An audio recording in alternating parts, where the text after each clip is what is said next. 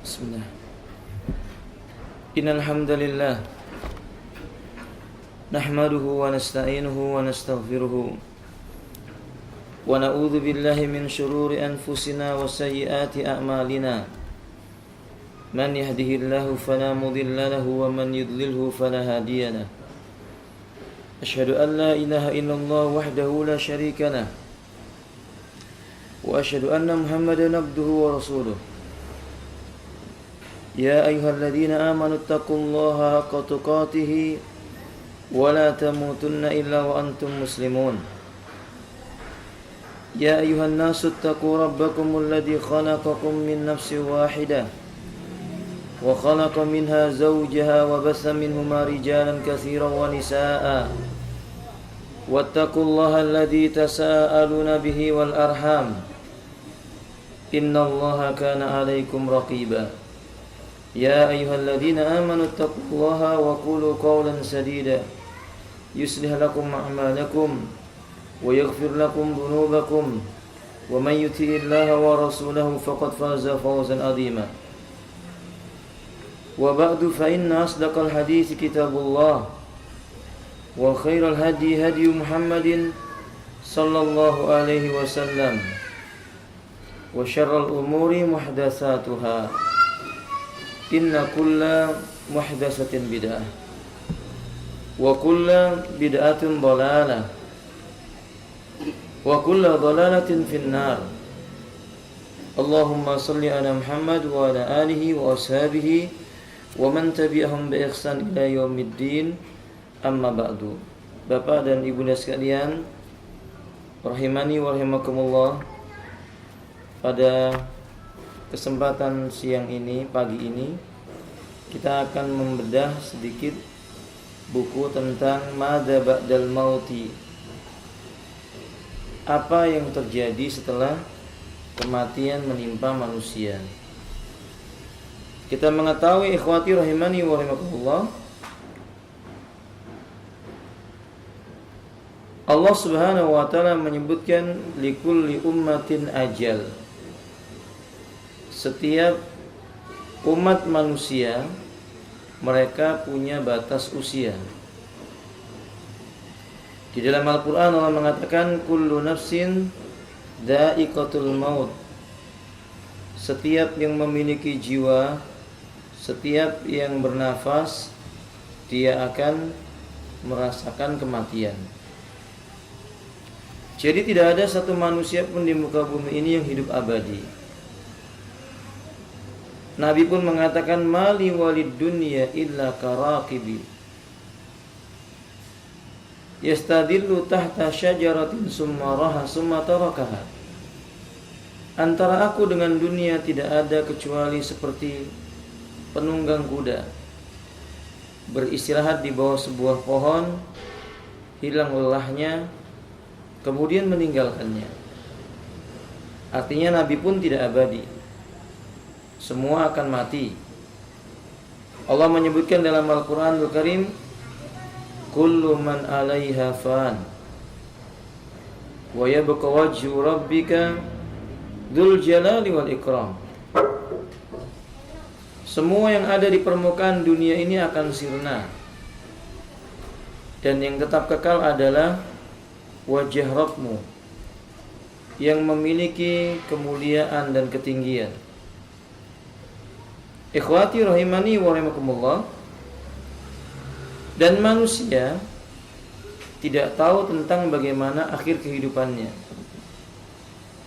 Hanya Allah yang mengetahuinya. Karena itu Nabi mengingatkan kepada kita, aksiru dzikra hadimal ladzat. Qila wa ma hadimul ladzat? Perbanyaklah oleh kalian mengingat penghancur kenikmatan. Wa ma hadimul ladzat? Apa itu penghancur kenikmatan ya Rasulullah? Qala al-maut. Nabi mengatakan, yaitu mengingat tentang kematian. Karena kita ditentukan oleh Allah kapan batas matinya.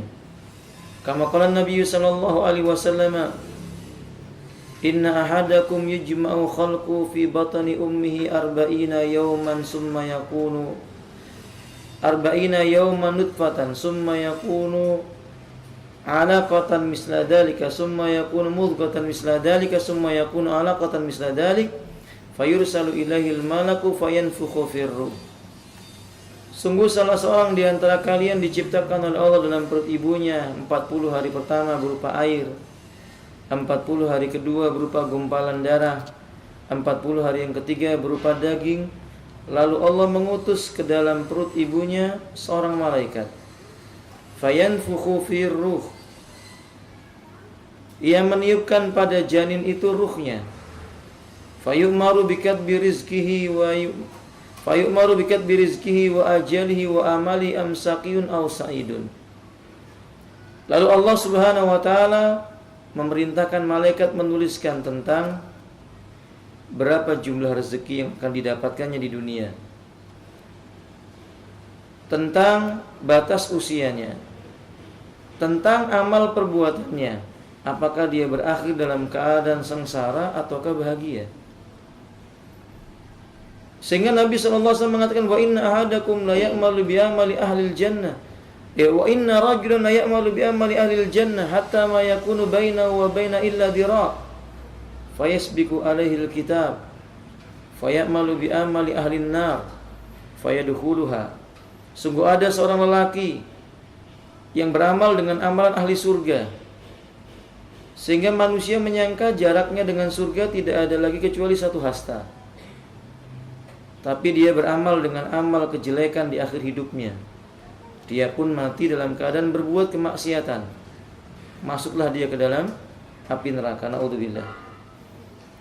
Wa inna rajulan la ya'malu bi amali ahli an-nari hatta ma yakunu bainaha wa bainahu illa dhira' fayamalu bi amali ahli al-jannah fayadkhuluha. Dan sungguh ada seorang lelaki, dia beramal dengan amalan ahli neraka sehingga jaraknya dengan neraka seolah-olah tidak ada kecuali satu hasta. Tapi kemudian ia bertaubat, beramal dengan amal kebaikan, dia mati dalam keadaan beramal baik, maka masuklah dia ke dalam surganya Allah Tabaraka wa Ta'ala.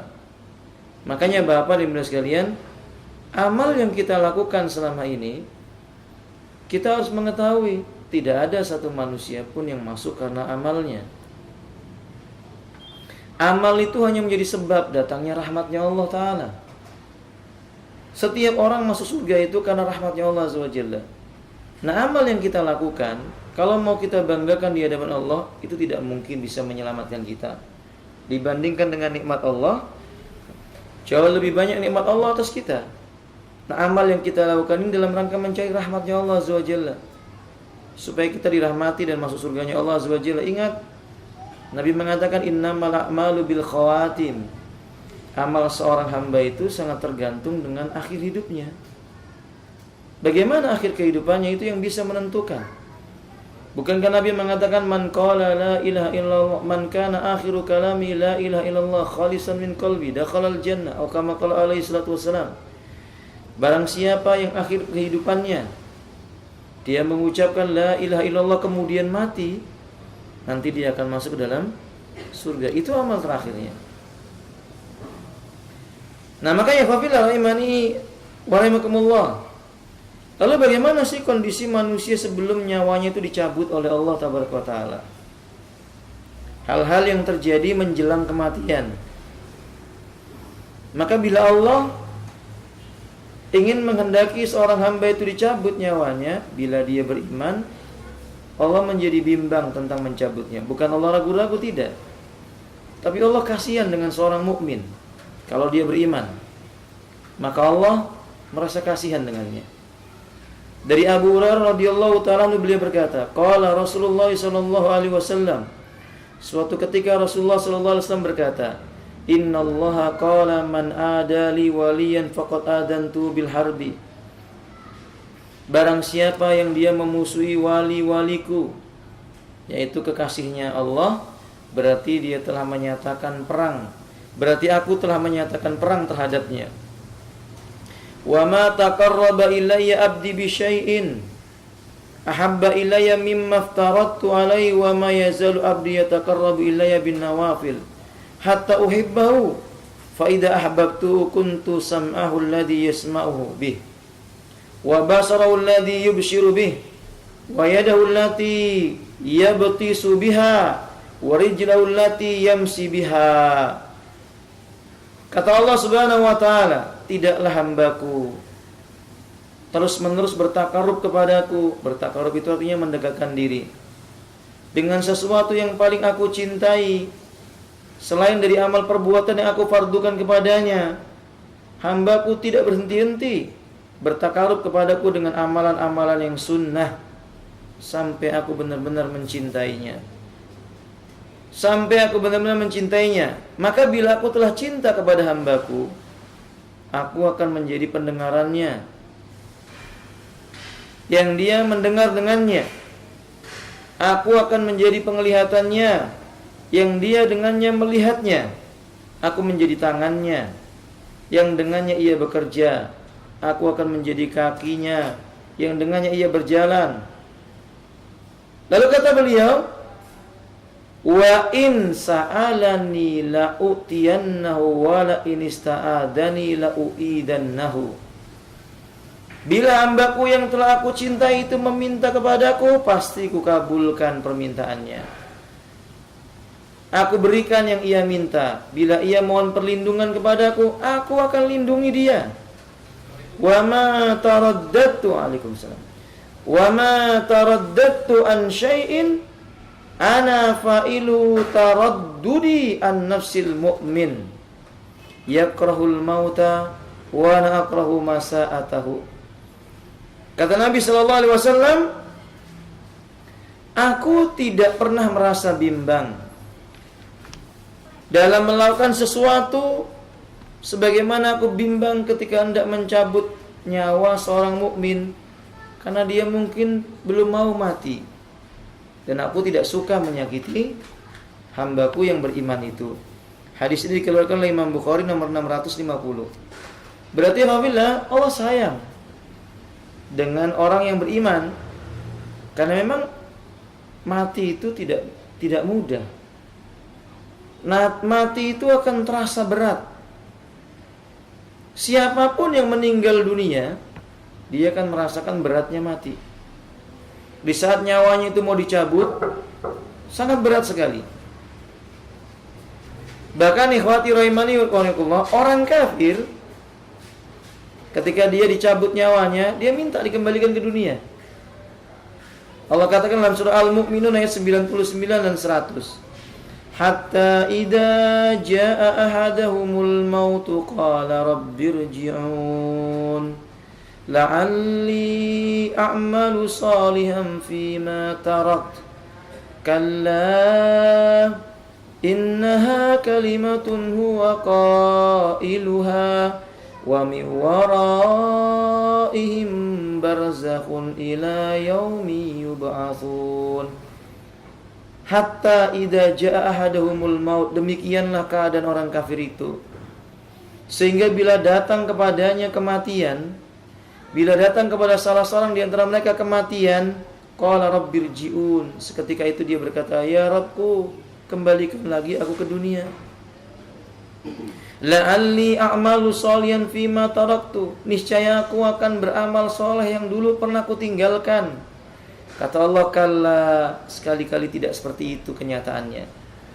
Inna kalimatun wa qailuha, sesungguhnya itu hanya sebuah kata-kata yang sekedar diucapkan saja. Wa mi waraihim barzakhun ila yaumi yub'atsun, dan di hadapan mereka ada sebuah dinding yang tebal. Mereka tidak akan bisa kembali ke dunia sampai mereka dibangkitkan di yaumil qiyamah. Berarti orang-orang kafir menyesal di saat nyawanya itu mau dicabut, kehadiran kematian sudah mulai mendekat. Malaikat maut berkata kepadanya, wa qila man raq wa dhanna annahu al-firaq. Ditanyalah orang itu, siapa sekarang yang bisa mengobati dirimu? Maka orang yang mau mati itu pun mulai yakin bahwa dirinya akan berpisah dari dunia. Apakah dia merasa bahwa dirinya akan masa datang? Tidak, Bapak. Karena dalam kematian itu ada sakaratul maut. Orang meninggal dunia itu rasa sakitnya luar biasa. Setiap orang merasakan sakaratul maut. Tidak itu orang kaya, tidak pula itu orang yang miskin, orang soleh maupun orang yang toleh, semua merasakan sakaratul maut.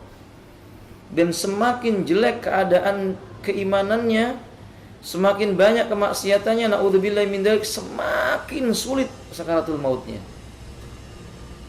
An Aisyah radhiyallahu taala anha anna Rasulullah sallallahu alaihi wasallam kana baina yaday raqwatun aw ulbatun fiha ma'un yasukku Umar faj'ala yudkhila yaday fil ma'i fayamsahu bihima wajhahu wa yaqul la ilaha illallah inna lil mauti la syakarat. Fi riwayat inna lil mauti sakarat. Summa nasaba yadahu faj'ala yaqulu fir rafiqil a'la hatta qubida wa malat yaduh. Dari Aisyah radhiyallahu taala anha bahwasannya di hadapan Rasulullah sallallahu alaihi wasallam ada sebuah kantung air yang terbuat dari kulit. Dalam riwayat yang lain mangkok. Umar ragu-ragu, di dalamnya ada air. Maka Rasulullah sallallahu alaihi wasallam, kata beliau, memasukkan kedua tangannya ke dalam bejana itu, lalu mengusap mukanya dengan tangan yang basah. Ketika itu terasa berat bagi beliau dan beliau berkata, la ilaha illallah inna lil mauti sakarat. Tidak ada ilah yang patut diibadahi, sungguh setiap kematian itu ada rasa sakit sakaratnya. Kemudian beliau perlahan-lahan mengangkat tangannya ke atas, lalu beliau berkata, ila rafiqil a'la. Sebentar lagi akan berada di tempat yang tinggi. Sebentar lagi akan naik ke tempat yang tinggi. Sampai akhirnya tangan Nabi terkulai lemah dan beliau benar-benar meninggal dunia. Masya Allah la quwata illa billah. Jasad yang mulia ini tidak ada dosa dalam dirinya, diampuni semua kesalahannya, dijanjikan untuknya surga. Beliau meninggal dunia dalam keadaan tetap merasakan perihnya sakaratul maut. Lalu bagaimana dengan manusia selain Nabi? Sungguh ya rahimani wa rahimakumullah. Ketika sakaratul maut itu datang, banyak orang-orang yang berkata, saya mau beriman kepada Allah, sekarang saya percaya. Tapi pada saat itu sudah tidak mungkin lagi diterima. Kalau nyawanya sudah sampai di kerongkongan, taubatnya nggak akan diterima oleh Allah Azza wa Jalla. Ibnu Abbas radhiyallahu taala anhuma menceritakan, qala Rasulullah sallallahu alaihi wasallam, bersabda Rasulullah sallallahu alaihi wasallam, lamma aghraqallahu fir'auna, ketika Allah menenggelamkan Fir'aun, qala, Fir'aun berkata, amantu annahu la ilaha illalladzi amanat bihi banu Israil. Aku percaya bahwa tidak ada yang boleh diibadahi kecuali zat yang Bani Israel beriman dengannya. Lihat Pak, Fir'aun ini nyawanya sudah sampai di kerongkongannya, dia berkata, saya taubat, saya sekarang mau menyembah Tuhan yang disembah oleh Bani Israel. Faqala Jibril, kata Jibril, ya Muhammadu falau ra'aitani wa ana akhudu min halil bahri fa'adusu fihi makhafata an tudrikahu rahmah. Hai Muhammad, kalau saja kamu ngelihat ketika itu aku ambil lumpur dari dalam tanah, dari dalam lautan, ku jejalkan ke dalam mulutnya Firaun itu. Semata-mata saya khawatir dia akan mendapatkan rahmatnya Allah taala. Yani hadis ini untuk menunjukkan bahwa apakah Allah memungkinkan merahmati Firaun? Tidak. Ini justru menunjukkan bahwa itu penghinaan bagi Firaun. Dan penghinaan bagi orang-orang yang ketika dia bertobat nyawanya sudah sampai di kerongkongan. Di hadis yang lainnya Nabi mengatakan, innallaha yaqbalu taubatal abdi ma lam yughargir. Allah senantiasa menerima taubatnya seorang hamba selama nyawa belum sampai di kerongkongannya. Alangkah meruginya orang-orang yang meninggal dunia dalam keadaan seperti ini, naudzubillah. Ketika mau meninggal dunia itu, malaikat datang. Idyatalaqal mutanaqiyani anil yamini wa anis amali qaid. Ketika datang malaikat maut, dia duduk di sisi kepala kanan dan kirinya. Seraya berkata, Kalau dia ruh orang beriman, ukhruji ya ayyatuhan nafsul mutmainnah ila rabbiki radiyatan mardiyah. Keluarlah wahai jiwa-jiwa yang tenang, redha dan diridhai oleh Allah. Nanti sampai kepada Allah mengucapkan udkhuli fi ibadi wadkhuli jannati. Berkumpullah dengan hambaku dan masuklah ke dalam surgaku. Tapi kalau orang kafir, orang musyrik, orang munafik, dipukul kepalanya, ditempeleng oleh malaikat maut. Karena ketika ditarik ruhnya itu berat sekali. Dalam riwayat Imam Ahmad, seperti duri yang masuk dalam sebuah kapas. Jadi kalau ada kayu berduri itu Pak, dibungkus kapas, ditarik makin robek kapasnya itu. Begitulah nyawanya orang kafir. Ketika nggak keluar-keluar, dipukul punggungnya, dipukul dadanya, ditempeleng wajahnya, ditempeleng kanan kirinya, pipi-pipinya. Maka Anda lihat Bapak, ada orang kafir yang meninggalnya sulit sekali. Dadanya terangkat, mereng ke kanan, mereng ke kiri, terbontang-panting. Dipukuli oleh malaikat, diucapkan qul la ilaha illallah, qul la ilaha illallah, ayo baca la ilaha illallah. Enggak bisa lagi. Enggak sanggup lagi dia mengucapkan kalimat la ilaha illallah. Bahkan naudzubillah, saya menyaksikan naudzubillah min dzalik. Orang meninggal dalam keadaan memaki-maki, Pak. Di ICU itu mulutnya memaki-maki, mencela. Kata-kata celaan itu keluar, khinzir, kirdun, kalbun. Keluar mulutnya itu dari mulutnya kata-kata kotor sampai meninggal dunia, naudzubillah min dzalik. Ya su'ul khatimah. Mati yang sangat jelek. Nah, tapi sebagian orang-orang yang beriman, ada seorang pemuda Filistin, dia hafal Quran. Masa lalunya dia buruk, tapi dia bertobat, berusaha menghafal Quran. Sampai menjelang ke akhir hidupnya itu ketika dia sakit parah, hampir meninggal dunia, mulutnya tidak pernah lepas dari membaca Quran. Dari mulai dari Al-Fatihah sampai terus di akhir hidupnya dia membaca Al-Quran sampai meninggal dunia. Nah, ini tanda kebaikan baginya. Itu menunjukkan Bapak dan Ibu sekalian, berarti manusia itu nggak tahu bagaimana akhir hidupnya. Tapi kata para ulama, wa innamal 'adatu yattabi'u min akhir hayati rajulin aw kama qala alaihi wasallam. Kadang-kadang kebiasaan seseorang itu bisa mengikuti akhir kehidupannya. Orang yang mulutnya terbiasa membaca Al-Quran, insya Allah mulutnya yang biasa digunakan untuk mengingat Allah Ta'ala, mulutnya insya Allah mudah untuk mengucapkan la ilaha illallah. Tapi orang yang mulutnya biasa digunakan untuk menyanyi, berdendang, bersyair, berapa banyak orang mati dalam keadaan apa? Membuat nyanyian, naudzubillah.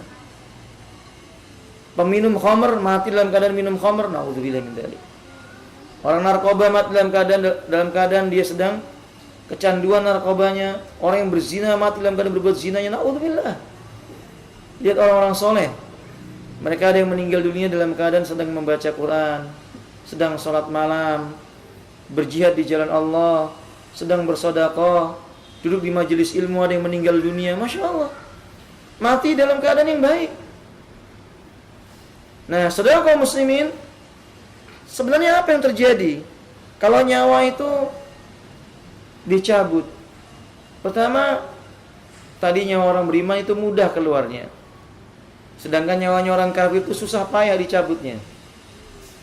Kedua, nyawa orang beriman itu keluarnya seperti air yang mengalir. Tapi ingat, tetap terasa sakaratul maut. Nggak mungkin tidak merasakan sakaratul maut. Sedangkan orang kafir itu tenggorokannya itu, orang kafir itu nyawanya keluar dicabut dari tenggorokannya itu susah payah. Seperti nyawa seekor keledai yang keluar. Tiga, nyawa orang mukmin itu keluar bagaikan bau kesturi. Jadi kalau orang beriman itu nyawanya dicabut oleh Allah Ta'ala, maka malaikat akan mencium baunya seperti minyak kesturi. Sedangkan nyawanya orang kafir, baunya busuk. Nah, apabila rahimahullah, orang beriman ketika meninggal dunia, dia memuji Allah, senang, karena dia sudah bebas dari apa? Penatnya dunia. Kalau orang kafir gelisah. Orang beriman ketika dia dicabut nyawanya, lalu nyawanya itu telah keluar dari jasadnya, dia senang, pingin cepat-cepat diantarkan ke kuburnya supaya bisa melihat janji Allah siang dan malam ditampakkan baginya apa? Kedudukannya di surga, Pak. Orang kafir tidak. Dia berkata, celaka diriku, mau engkau bawa kemana jasadku? Inilah Ibnu Abbas radhiyallahu taala anhu menceritakan, anna Rasulullah sallallahu alaihi wasallam qala, suatu ketika Rasulullah sallallahu alaihi wasallam bersabda, innal mu'mina bi kulli khairin ala kulli halin inna nafsahu takhruju min baini janbaihi wa huwa yahmadullaha azza wa jalla. Sesungguhnya orang mukmin itu keadaannya selalu baik bagaimanapun kondisinya. Sesungguhnya jiwa orang beriman itu jika dia telah keluar dari jasadnya, dalam keadaan keluar itu dia memuji Allah. Keluar dari jasadnya dia memuji Allah. Alhamdulillah. Segala puji bagi Allah Ta'ala. Adapun orang kafir, dia akan berkata, ya wailata laitani, celaka aku, apa yang terjadi pada diriku? Na'udzubillah min dzalik. Dan perlu diketahui Bapak Saudara kaum muslimin, orang meninggal dunia itu matanya biasanya terbelalak, terbuka matanya, karena bola mata itu akan mengikuti arah dicabutnya nyawa, jadi ke arah ubun-ubun. Kata Rasulullah sallallahu alaihi wasallam dalam riwayat Imam Muslim, innar ruha idza qubida tabi'ahul basaru. Ruh itu sesungguhnya bila dia dicabut, mata akan mengikuti arah gerakan ruh. Dan ini nggak peduli ya, soleh, toleh, dia akan melihat ke arah gerakan ruh itu dicabut. Walaupun sebagian orang meninggal dalam keadaan memejamkan mata, tapi umumnya orang yang merasakan sakaratul maut, ketika dia dalam kondisi sadar, matanya akan melihat ke atas. Nah, para malaikat akan meminta dibukakan pintu-pintu langit satu persatu demi satu bagi orang beriman. Nanti kita akan jumpai hadisnya. Jadi ketika orang beriman itu naik, diangkat ruhnya sampai ke langit, malaikat akan bertanya, "Ruman hadza kana raihatu kal miski." Ini ruhnya siapa? Baunya seperti minyak kasturi. Maka malaikat mengatakan, menyebutnya dengan nama yang paling baik yang pernah disebut di dunia. Fulan ibnu Fulan. Dia ini Fulan bin Fulan. Bau wanginya itu sebagai bentuk kemuliaannya di sisi Allah Taala. Lalu terdengarlah suara dari atas langit dan berkata, hambaku benar, kembalikan ia ke tempatnya dalam keadaan mulia, dikembalikan ke barzah dengan cara yang baik. Adapun ruhnya orang kafir dibeli selimut dari api neraka, baunya sangat busuk. Bisa dibukakan pintu langit, ditanya, ini ruh siapa? Baunya sangat buruk. Rumman hadza kana raihatu qabiha. Maka disebutlah namanya yang paling jelek, nama yang paling buruk di dunia yang dia biasa dipanggil dengan keburukan itu. Dia akan dipanggil, oh, ini si perampok Fulan, ini si koruptor Fulan, disebutkan itu namanya. Naudzubillah min dzalik. Nama paling jeleknya disebutkan. Dan kemudian terdengar dari suara yang tinggi, hambaku telah mendustakan agamaku. Campakkan dia ke tempatnya, dilemparkan dari langit sampai ke barzah. Naudzubillah min dzalik. Kita ini, Bapak, kalau kita mimpi jatuh dari tempat yang tinggi, bangun tidur itu sakit semua. Nah, ini benar-benar nanti dicampakkan di tempat yang tinggi. Kita kalau berdiri di atas tempat di atas hotel yang tinggi sekali, Pak, apa yang kita lihat? Apa yang kita rasakan? Dada kita apa? Sesak. Tubuh kita bergetar. Itu bukan hanya melihat, dijatuhkan, dicampakkan. Naudzubillah min dzalik. Seolah-olah seperti seorang yang disambar oleh seekor burung elang. Nah, mikhafillah rahimani, Amru Ibnul As mengatakan, radhiyallahu ta'ala annahu qala fa idza dafantumuni fasunnu alayya turaba sanna summa aqimu haula qabri qadra ma tunharu jazurun wa yuksamu lamu hatta astanisa bikum wa andur mada uraji'u bi rusula rabbi. Kata beliau, jika kalian telah menguburkan jenazahku nanti, taburkan pasir di atasku. Kemudian diamlah sejenak di sekitar kuburku selama seukuran orang yang menyembelih onta lalu membagikan dagingnya. agar aku merasa tenang bersama kalian hingga tahu apa yang dibawa oleh utusan Rabbku. Berarti orang mati didatangi oleh malaikat. Dalam kuburnya dia ditanya oleh Allah Ta'ala. Dan disunahkan orang yang masih hidup ketika mengantarkan jenazah tidak langsung pulang, tunggu sejenak, ingat mati. Doakan saudaranya agar diampuni, dibenarkan, diberikan kekuatan menjawab pertanyaan dalam kuburnya. Dua malaikat akan datang, lalu bertanya tentang perkara siapa Robnya, apa agamanya, dan siapa nabinya. Dan bapak-bapak, tidak ada manusia yang terbebas dari himpitan kubur. Setiap kita akan dihimpit oleh kubur. Allahu Akbar.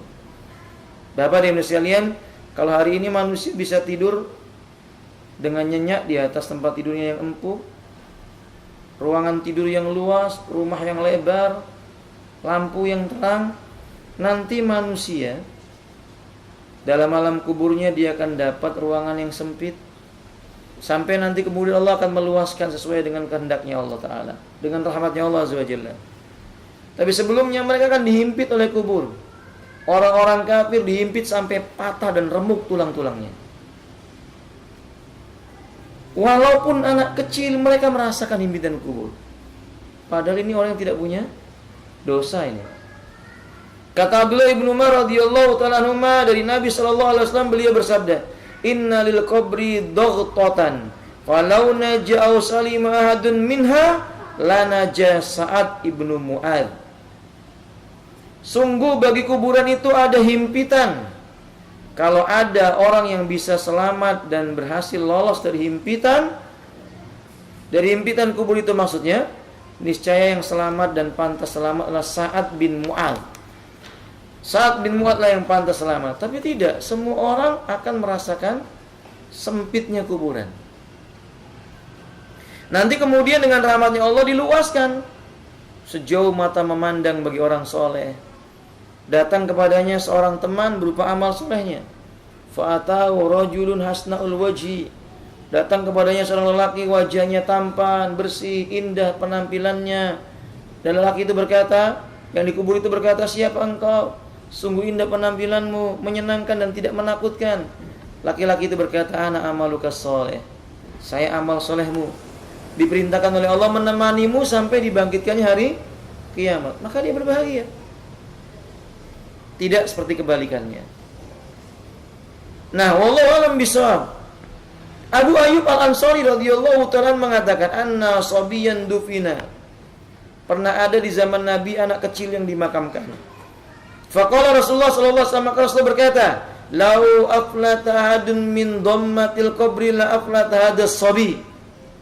Kalau seandainya ada orang yang bisa terbebas dan selamat dari himpitan kubur, bayi ini yang lebih pantas untuk selamat dari himpitan kubur. Enggak punya dosa, enggak pernah melakukan maksiat. Lalu bagaimana dengan orang yang berbuat maksiat? Dosa telinga, dosa mata, dosa lisan, dosa tangan, dosa kaki, dosa hati, berburuk sangka dengan orang lain, dosa nikmat, bisa berpikir tidak digunakan untuk mempelajari agama, semuanya dosa. Lalu bagaimana mau selamat dalam himpitan kuburnya? Nah, ketika itu, kalau manusia mengira orang mati itu akalnya nggak dikembalikan kepadanya, nanti justru dikembalikan. Akal pikirannya orang itu dikembalikan ke dalam jasad orang itu, sehingga supaya dia bisa merasakan nikmat atau kesiksa. Na'udzubillahi minal adzab. Abdullah ibnu Amr radhiyallahu ta'ala anhu mengatakan, anna Rasulullah sallallahu alaihi wasallam dzakara fatanal kuburi faqala Umaru, bahwa Rasulullah sallallahu alaihi wasallam menyebutkan tentang fitnah-fitnah yang terjadi di dalam kuburan. Tiba-tiba Umar bertanya, aturaddu alaina uquluna ya Rasulullah? Apakah pada saat itu akal kami dikembalikan kepada kami supaya kami bisa merasakan nikmat maupun siksa kubur itu? Mungkinkah akal ini dikembalikan lagi? Faqala Rasulullah sallallahu alaihi wasallam, na'am, iya, kahayatikumul yaum, persis seperti kondisimu sekarang ini. Faqala Umaru bi fihil hajar. Kemudian Umar bin Khattab berkata, di dalam mulutnya ada batu. Di dalam mulutnya ada batu. Allahul musta'an. Berarti orang mati itu dia akan menyadari bahwa orang yang masih hidup dan mau mati itu dia menyadari makanan empuk ledat apapun sekarang ini ternyata di akhir di kuburan dengan tanah atau batu yang masuk apa? Mulut mereka. Keras. Ini tertipu bagi orang-orang yang punya kenikmatan dunia lalu enggan beribadah kepada Allah Ta'ala. Apa yang mau mereka cari?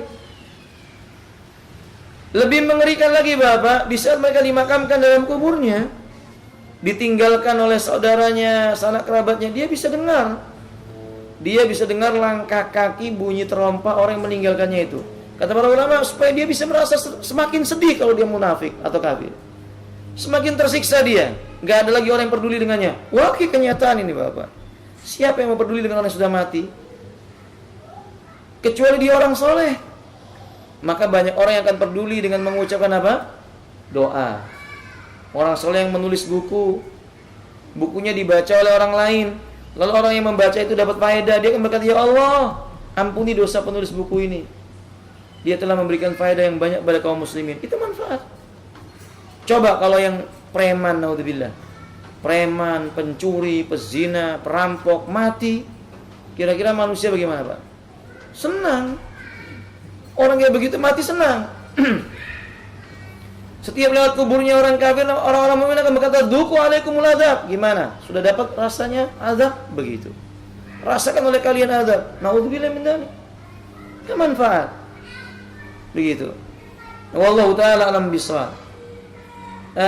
Kemudian timbul pertanyaan, kapan sih kira-kira orang meninggal itu ditanya? Nah, ini pertanyaan ini dimulai ketika mayat itu telah dimasukkan kuburnya. Setelah selesai menguburkan jenazah, Nabi berkata, "Istaghfiru li aqikum wasalu lahu bitasbit fa innahu al-an yus'al." Mintalah ampunan untuk saudaramu dan mohonkanlah keteguhan hati untuknya karena sekarang dia sedang ditanya. Berarti begitu dimakamkan, diletakkan dalam lahatnya, ditutup dengan tanahnya, kaum muslimin berdiri sejenak di sana, datang malaikat menanyakan kepadanya. Enggak ditunda besok pagi, tidak. Yang jadi masalahnya Bapak, coba perhatikan pertanyaannya. Pertanyaannya itu berkisar 3 perkara. Tuhannya, nabinya, dan agama. Semuanya urusan-urusan akhirat. Yaitu urusan din. Ditanya tentang siapa Tuhannya, urusan agama. Siapa nabinya juga urusan agama. Apa agamanya? Jelas urusan agama. Celaka manusia yang tidak mau belajar ilmu agama.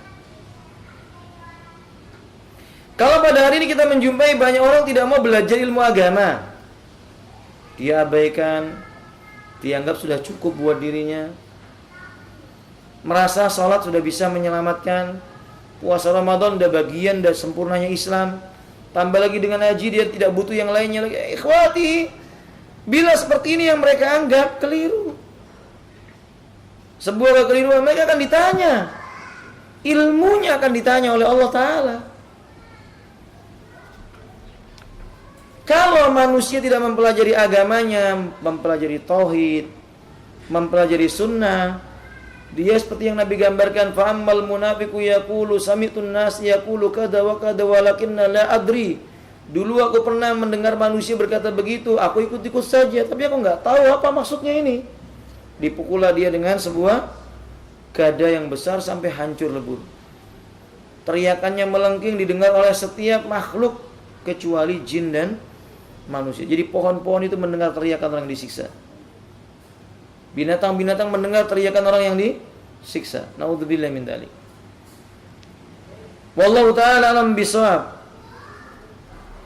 Siapa malaikat yang datang dan ciri-cirinya bagaimana? Inilah Nabi menceritakan dari Abu Hurairah radhiyallahu taala bahwa Rasulullah sallallahu alaihi wasallam bersabda, "Idza kubiral mayyitu."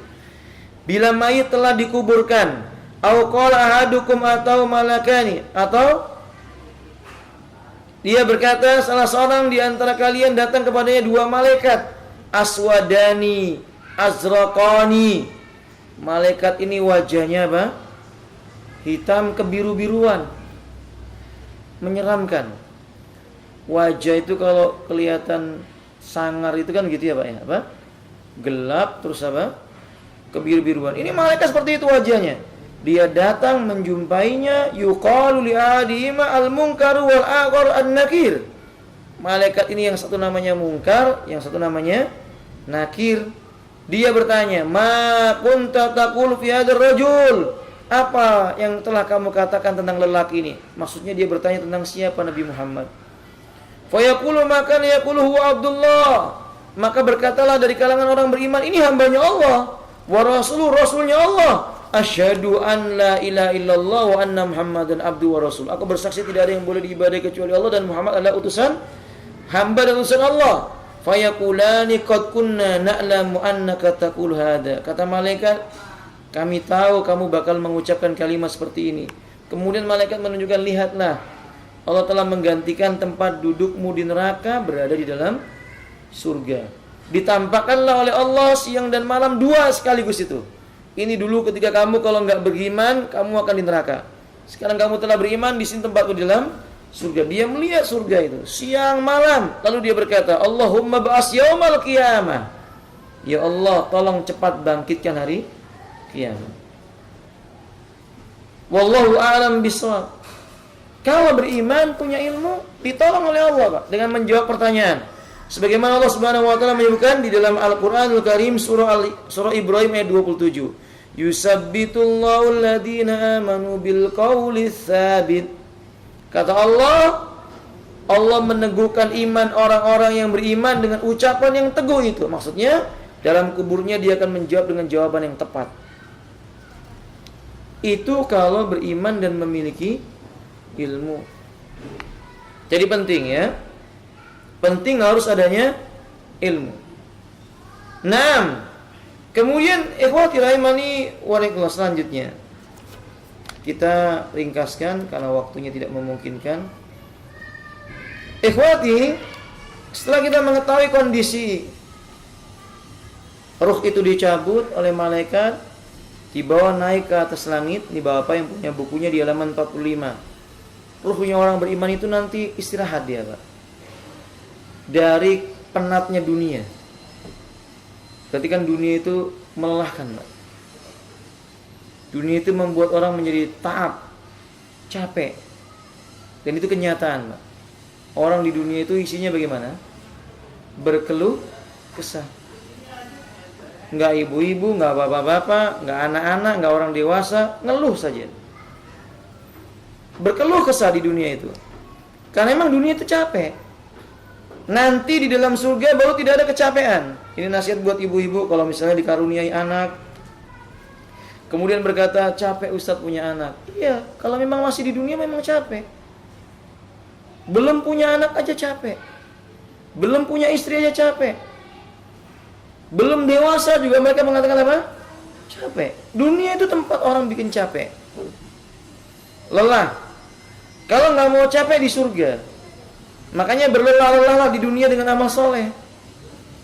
Merugi manusia yang melemahkan dirinya dengan maksiat. Auzubillah, Pak. Ada orang capek, capeknya maksiat. Dalam riwayat Imam Abu Daud Nabi menyebutkan manusia itu terbagi dua di kehidupan dunianya. Orang yang lelah dengan amal solehnya, dan yang kedua orang yang lelah dengan kemaksiatannya. Celaka yang kedua ini, Pak. Capeknya karena maksiat. Capeknya karena berbuat kedurhakaan kepada Allah Ta'ala. Jangan kita kira orang kafir itu gak capek. Capek mereka, Pak. Capek mikirkan bikin makar untuk kaum muslimin. Capek untuk mencari cara menghujat kaum muslimin dan muslimah. Capek hidup mereka cuma ngejar harta aja. Bangun pagi-pagi duit. Mau tidur mikir duit lagi. Tengah malam bangun duit lagi. Capek mereka itu.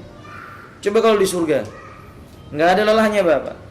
Orang di surga itu masuk ke dalam surga, Allah bentangkan baginya sebuah taman yang luas, belum tumbuh tanamannya, baru padang yang luas.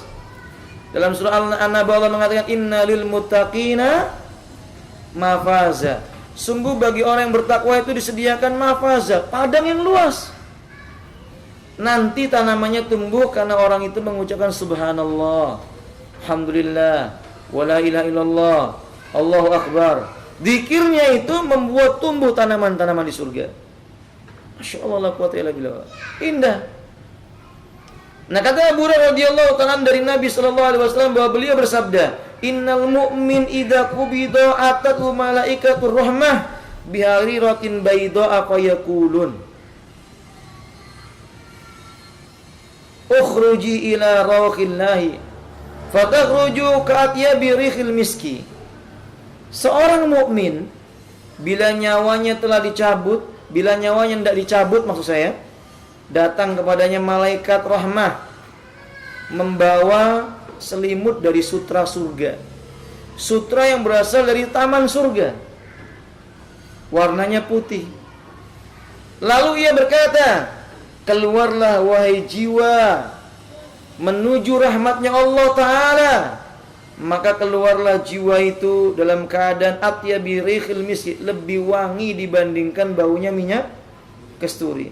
Hatta innahu la yunawilau ba'dum ba'da fayasummunahu hatta ya'tiya bi babas sama fayaquluna ma hadhir rih at-thayyibatu allati ja'at minal ardi wa la ya'tuna sama'an illa qalu misla dhalik. Kata penulis, di saat ruhnya itu telah keluar dari jasadnya dengan membawa wangi yang sangat wangi, malaikat itu Bapak satu sama yang lainnya saling menerima, berebut ingin mengambil dan memegang ruh orang ini. Lalu tiba-tiba mereka sampai kepada pintu langit yang pertama, dibukakan pintunya, penduduk langit berkata, "Ini ruh siapa? Sungguh dia datang dalam keadaan bau yang wangi. Dia datangnya dari arah bumi. Wala ya'tuna sama'an illa qalu misla dzalik." Setiap naik ke langit yang berikutnya, naik ke langit sama, penghuni langit bertanya, "Ini ruh siapa?" Dia dari arah bumi, baunya sangat wangi sekali. 6. Hatta ya'tu bi arwahul mu'minin, sampai nanti akhirnya mereka sampai akhirnya ruh ini nanti ketemu dengan ruh-ruhnya orang beriman. Ruh ini akan ketemu dengan ruhnya orang-orang yang beriman. Fa innahum ashaddu fara'an bi min ahlil ghaibi bi ghaibihim. Maka orang beriman ini nanti akan gembira sekali bertemu dengan saudaranya yang sudah lama tidak jumpa, temannya yang sudah lama tidak jumpa. Bapak, ternyata orang mukmin itu merindukan kita. Orang mukmin yang mereka itu diberi oleh Allah rahmatnya, kenikmatan, mereka rindu sama orang mukmin yang lainnya. Makanya Bapak kalau masuk ke kuburan membaca doa apa Ibu-ibu? Wa inna insyaallah bikum lalahikun. Di antara penggalan doa itu, kami insyaallah lagi akan menyusul kalian. Karena memang kita dirindukan oleh mereka. Kita dirindukan oleh orang beriman, berarti Bapak sudah siap-siap. Saya, Bapak, Ibu siap-siap sebentar lagi. Yang dimaksud sebentar lagi ya mungkin 10 tahun ke depan, 20 tahun ke depan, 30 tahun ke depan. Enggak ada lah yang lebih daripada apa? 100 tahun, enggak ada umur kita lebih dari 100 tahun. Insya Allah. Kalau toh ada mungkin sudah enggak bisa merasakan manis, lezat, nikmat, mungkin enggak bisa lagi. Nah, maka siap-siap. Atau mungkin tidak lama lagi, sejam, 2 jam, sehari, 2 hari, nasallallahu ta'ala salama wal afiyah, Allahumma amin. Tapi yang kita yakini nanti orang beriman itu bertemu, berkumpul ruhnya seperti digambarkan dalam riwayat yang lainnya, orang beriman itu ruhnya seperti burung merpati, kumpul bersama, terbang bersama-sama. 6. Kata beliau selanjutnya, hatta ya'tuna bi arwal mu'minin fa inna masaddu falan bi min alil ghaibi bi ghaibim fa yaquluna ma fa'ala fulan. Saking gembiranya ini, Pak. Sudah lama enggak ketemu dengan sahabatnya itu, begitu ketemu langsung ditanya, gimana kabarnya si fulan? Gimana kabarnya si fulan? Ruh ini bertanya, Pak. Ini maksudnya si fulan yang belum apa? Yang belum mati. Gimana fulan? Gimana fulan? Fayaqulun. Malaikat-malaikat berkata, "Da'uhu, jangan ganggu orang ini. Hatta yastari." Sehingga dia beristirahat dulu. Fa innahu kana fi ghammid dunya. Fayaqulu qad mata amma ataakum. Fayaquluna duiba bi ila ummil hawiyah. Kata malaikat, jangan ganggu orang ini. Sesungguhnya dia baru saja merasa bebas dari penatnya dunia. Biarkan dia beristirahat terlebih dahulu. Kata roh-roh yang lainnya. Loh kan bukankah dia sudah meninggal dunia? Bukankah dia telah mendatangi kalian? Malaikat berkata, ia telah dibawa ke tempat kembalinya, yaitu neraka Hawiyah. Si fulan meninggal dunia juga, tapi ternyata bukan ke surga. Naudzubillah, kemana? Ke neraka Hawiyah. Terjadi dialog antara sesama ruh kaum muslimin. Tapi Bapak, hadis ini memberikan faedah kepada kita. Ternyata dunia itu apa? Capek, berat, lelah. Oke, kalau manusia itu cuma kerjanya cari dunia aja tuh, rugi dia. Dia cuma membuat berat apa? Jasadnya. Makin berat nanti dia berjumpa dengan Allah Tabaraka wa Ta'ala. Kecuali dunia yang digunakan untuk apa? Mendekatkan diri kepada Allah Ta'ala. Coba kita lihat, Pak. Masya Allah, la quwata illa billah. Orang di zaman sekarang kesibukannya dunia. Tujuan akhirnya itu dunia. Kaya raya, punya harta. Masya Allah, la quwata illa billah. Dia nggak tahu bahwa itu nanti ternyata bisa jadi memberatkan apa? Bukan tidak boleh kaya, boleh. Tapi seharusnya kekayaan itu digunakan untuk mendekatkan dirinya kepada Allah Tabaraka wa Ta'ala. Orang yang sudah meninggal dunia, di saat dia berada di dalam alam kuburnya nanti itu, dia akan merasakan nikmat kubur. Dan orang yang dia berbuat buruk di dunianya, dia akan merasakan siksa kubur. Di antara bentuk nikmat siksa kubur itu adalah ditampakkannya surga dan ditampakkannya neraka terus menerus. Dalam surah Ghafir ayat 46 Allah mengatakan, "An-naru yuraduna 'alaiha ghuduwan wa 'ashiyya." Kepada mereka orang kafir ditampakkan neraka di setiap pagi dan petang. Wa yauma taqumus sa'atu adkhilu ala fir'auna asaddal adab.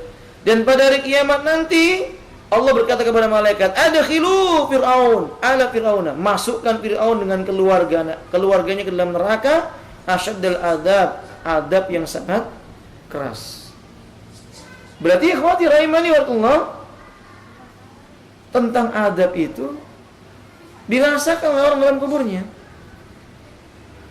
Abdullah ibn Umar radhiyallahu ta'ala anhu mengatakan bahwa Rasulullah sallallahu alaihi wasallam bersabda, "Inna ahadakum idza mata uridu alaihi maq'adu bil ghadati wal asi in kana min ahlil jannah fa min ahlil jannah wa in kana min ahlin nar fa min ahlin nar fa yuqalu hadha maq'aduka hatta yab'asaka Allah yaumal qiyamah." Bila seorang di antara kalian meninggal dunia, akan ditampakkan kepadanya pagi dan petang kedudukannya di mana dia. Jika dia termasuk ahli surga, ditampakkan surga baginya. Jika dia termasuk ahli neraka, ditampakkan neraka baginya pagi dan petang, sampai dikatakan kepadanya, ini adalah tempat duduk bagimu ketika kamu nanti dibangkitkan oleh Allah di yaumil qiyamah. Ini tempat tinggalmu. Inilah tempatmu nanti akan tinggal, apakah kamu bahagia atau sengsara. Nasallallahu ta'ala as-salama wal afiyah. Ikhwatal Islam rahimani wa rahimakumullah. Di antara bentuk kasih sayangnya Allah yang terjadi di dalam alam kubur itu, manusia tidak bisa mengetahuinya, tapi binatang tahu, pohon-pohonan tahu. Seandainya manusia tahu, seketika itu dia akan mati juga, mendengar apa yang terjadi di dalam alam kubur. Abdullah ibn Mas'ud radhiyallahu ta'ala mengatakan bahwa Nabi sallallahu alaihi wasallam bersabda, "Innal mauta la yu'adzabuna fi quburihim hatta al-bahaima la tasma'u aswatahum." Sungguh ada orang yang meninggal dunia disiksa dalam kuburnya itu, sampai-sampai binatang ternak bisa mendengarkan teriakan karena siksa dalam kuburnya itu. Hak, siksa kubur itu benar-benar ada. Saudara kaum muslimin, apa kita mengira siksa kubur itu karena perkara yang besar saja? Tidak. Saya sudah pernah sebutkan kepada antum, salah satu penyebabnya adalah namimah, mengadu domba. Dan salah satu sebabnya adalah tidak bersuci dari buang air kecilnya itu. Bapak dan Ibu sekalian, kalau sudah dipastikan mati dikuburkan, ingat itu belum berakhir perjalanannya. Itu baru pintu pertama.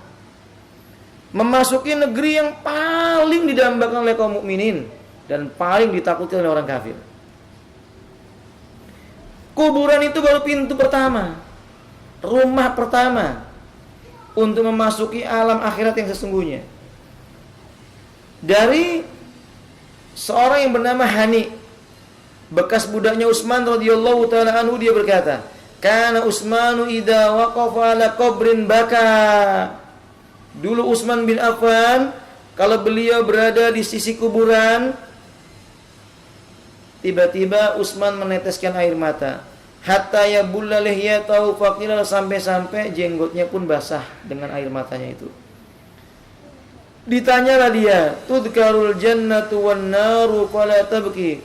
Utsman, kamu disebutkan surga dan neraka, kamu enggak menangis. Wa tadhkurul qabra fatabki, tapi ketika kamu ingat tentang kuburan, kamu nangis. Faqala, kata Utsman, "Inni sami'tu Rasulullah sallallahu alaihi wasallam yaqul." Sesungguhnya aku pernah mendengar Rasulullah sallallahu alaihi wasallam itu berkata, "Al-qabru awwalu manzilin min manazilil akhirah." Kuburan itu tempat tinggal pertama dari tempat tinggal hari kiamat, hari akhir. Fa inna jaminu, bila seseorang selamat dalam kuburnya, fama ba'dahu aisaru minhu, maka yang terjadi sesudahnya lebih ringan. Wa illam yanju, kalau dia enggak selamat minhu, dari siksa kuburnya, fama ba'dahu asyad, sesudah bangkit dari kubur lebih berat lagi siksanya. Nauzubillah min dzalik. Sami'tu Rasulullah sallallahu alaihi wasallam yaqul, "Ma ra'aitu mandaran qad illa al-qabru aqda'u minhu." Rasulullah berkata, aku sesungguhnya belum pernah melihat pemandangan yang lebih menakutkan, lebih mengerikan dibandingkan dengan pemandangan berupa siksa kubur, pemandangan dari kuburan. Allahul musta'an. Ya, kalau manusia ingat yang seperti ini, mati udah dekat kepada dirinya, insyaallah itu kan membuat dirinya menjadi saleh. Dan apabila rahimani wa Allah, orang hidup tidak dapat mendengarkan azab kubur. Kata Anas bin Malik radhiyallahu ta'ala bahwa Nabi sallallahu alaihi wasallam berkata, "Laula an la tadafanu la da'autullah ay yusmi'akum min adabil qabri." Seandainya kalian tidak akan dikuburkan, niscaya aku akan memohon kepada Allah Subhanahu wa taala agar memperdengarkan adab kubur kepada kalian. Maksudnya, kalau kalian mengira seandainya kalian itu enggak bisa mati, aku akan minta kepada Allah memperdengarkan kepada kalian bagaimana orang yang ada dalam kuburnya itu. Tapi kalian nanti akan tahu sendiri. Nasallallahu taala as-salama wal afiyah, Allahumma amin.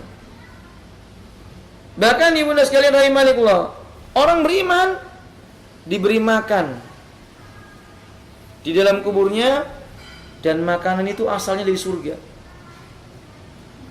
Tanaman dari surga yang berbuah diberikan makanannya kepada orang yang beriman dalam kuburnya sampai nanti menjelang dibangkitkannya hari kiamat. Masya Allah, berarti orang beriman itu Masya Allah belum masuk surga tapi sudah merasakan apa? Makanannya ahli surga dalam kuburnya. Kata Ibnu Ka'ab, Ibnu Malik radhiyallahu ta'ala anhu, beliau berkata, qala Rasulullah sallallahu alaihi wasallam, "Inna arwaha suhada fi ajwafi tairin khudrin ta'luku min samaril jannati aw syajaril jannah." Sesungguhnya ruh-ruh para syuhada berada dalam tembolok burung berwarna hijau. Ia akan memakan buah-buahan atau tanaman surga. Ini keutamaan orang yang mati syahid. Ruhnya naik ke surga, di tembolok burung yang berwarna hijau, diajak terbang dari ufuk surga ke ufuk surga. Dia lihat semua isi surga, Masya Allah. Dan dia diberi makanan dengan makanannya ahli surga, tanaman-tanaman dari surga. Maka nggak merugi. Manusia bisa jadi miskin di dunia, tapi dia soleh. Manusia bisa jadi nggak punya apa-apa di dunia, tapi dia beramal soleh. Kalau meninggal dunia dalam keadaan bersoleh, Allah akan berikan keutamaan baginya. Nah, barakallahu fiik. Catatan penting. Orang beriman kadang-kadang tidak langsung masuk ke dalam surganya Allah. Karena surga Allah itu digapai dengan perjuangan yang besar. Orang beriman itu kadang ketika mau masuk surga tertunda, ditahan. Karena sebab apa, ibu-ibu? Hutang. karena punya hutang. Abu Hurairah radhiyallahu ta'ala mengatakan dari Nabi sallallahu alaihi wasallam, beliau bersabda, nafsul mu'min mu'allaqatan bidaini hatta yubda anhu. Jiwa seorang mukmin itu dia terikat dengan hutangnya sehingga hutangnya itu apa? Dibayarkan. Maksudnya di sini penjelasan para ulama, orang yang punya hutang enggak berusaha bayar hutangnya.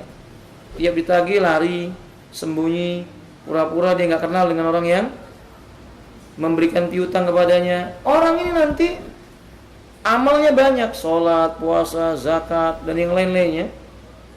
Dari amal soleh, dia nggak jadi masuk surga. Bahkan Bapak, seorang yang mati syahid itu nggak ada yang bisa menghalanginya masuk surga kecuali cuma satu. Apa itu? Hutangnya. Ketika dia berhutang dan tidak mau bayar, ditunda sampai dia nanti membayar dengan amal kebaikan kepada orang yang dihutangi itu. Naudzubillah. Sehingga Bapak jangan bersedih kalau suatu ketika Bapak memberikan piutang kepada seseorang, lalu orang itu zalim, tidak mau mengembalikan apa? Uang Anda, tidak usah khawatir. Itu tabungan. Tabungan bagi orang yang memberi piutang itu nanti akan diselamatkan oleh Allah dari siksa api neraka. Amal kebaikan orang yang diberi hutang itu, kalau dia memang nggak mau bayar, diambil, diberikan kepada yang memberi piutang. Kalau nggak cukup, dosa-dosanya akan ditimpakan kepada siapa? Yang berhutang nggak mau bayar. Naudzubillah. Nasihat buat Bapak Ibu, jangan sekali-kali apa? Hutang kalau nggak yakin bisa membayar. Ya kalau Anda bisa membayar nggak ada masalah. Insyaallah bisa Ustaz, warisan saya mungkin lebih besar apa? Kalau saya meninggal dunia harta saya insyaallah kalau dijual lebih besar daripada hutang saya, boleh. Nggak apa-apa. Kalau enggak, anaknya juga harus dipahamkan.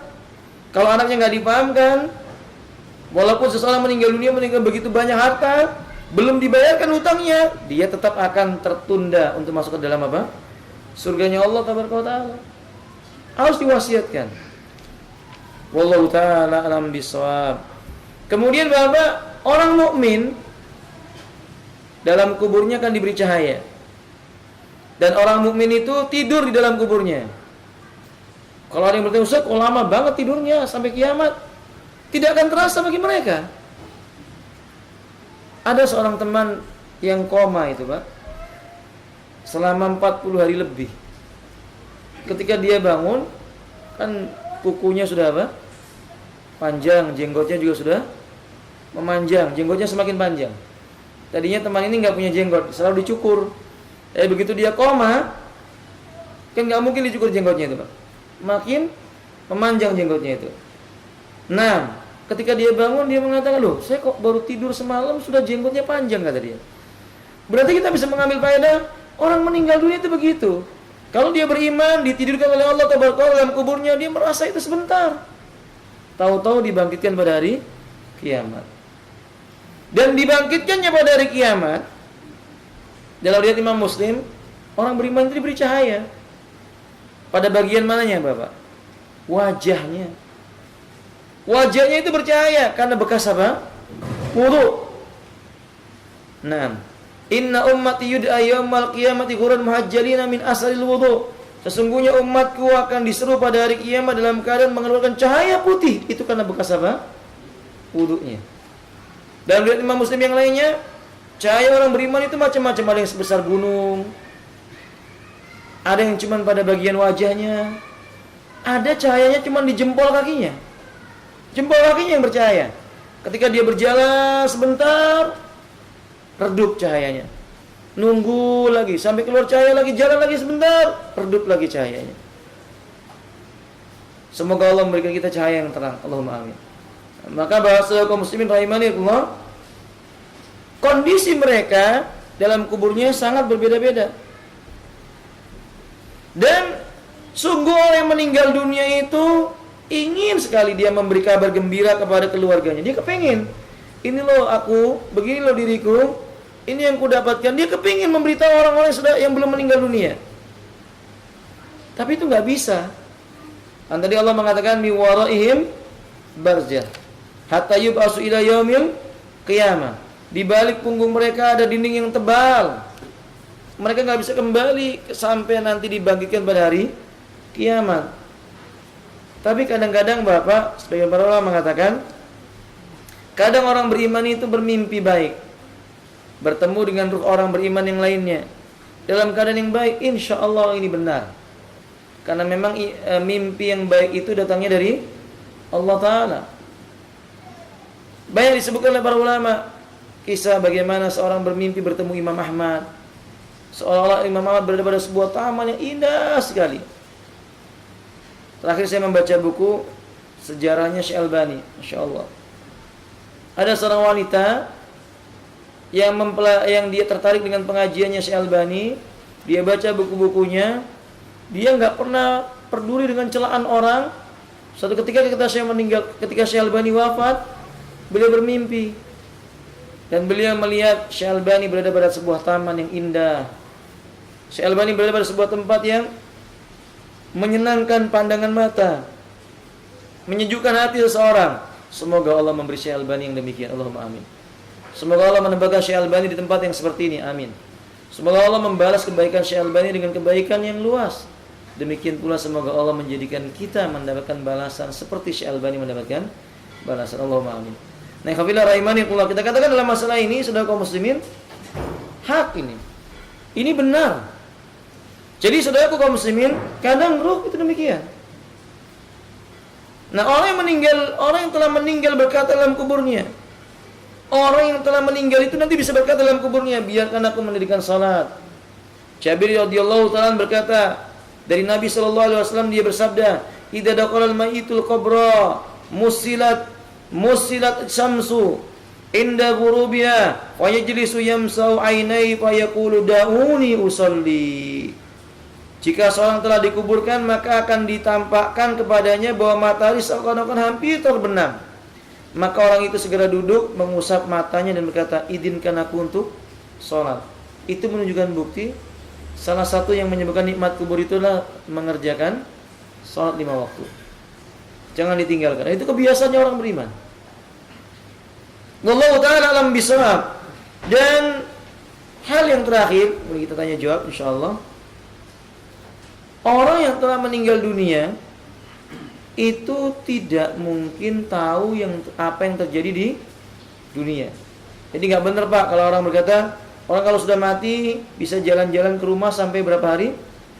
40 hari. Kata orang kalau orang itu sudah meninggal dunia, ruhnya belum pergi kemana-mana sebelum 40 hari. Makanya sebelum 40 hari katanya cari kucing hitam supaya bisa lompatkan di sekitar si mayit. Nanti kalau dilompati ya hidup lagi. Karena ruhnya belum apa? Belum pergi dari dunia. Ini khurafat, ini ajaran kufur. Ini ajarannya Hindu, bukan ajaran kaum muslimin. Ajarannya orang-orang musyrik. Islam enggak pernah mengajarkan seperti itu. Ya orang meninggal dunia di barzah. Allah katakan dalam surah Ar-Rum, "Fa innaka la tusmi'ul mauta wala tusmi'ud dummad du'a idza wallaw mudbirin." Maka sesungguhnya kamu tidak akan sanggup menjadikan orang yang mati itu mendengar kejadian dunia dan menjadikan orang-orang yang tuli dapat mendengar seruan apabila mereka itu berpaling membelakang. Walhasil orang mati enggak mungkin tahu kejadian dunia, maka tidak usah takut. Bila ada orang meninggal dunia lalu berkata nanti dia mendatangi saya, tidak usah takut. Itu bukan orang yang sudah mati. Itu apa namanya? Korin ya. Korinnya si mati yang mungkin masih hidup. Apa jinnya? Ini enggak perlu takut. Wallahu ta'ala a'lamu bissawab. Mohon maaf apabila ada salahnya. Subhanakallahumma bihamdik, asyhadu an la ilaha illa anta, astaghfiruka wa atubu ilaik. Assalamualaikum warahmatullahi wabarakatuh.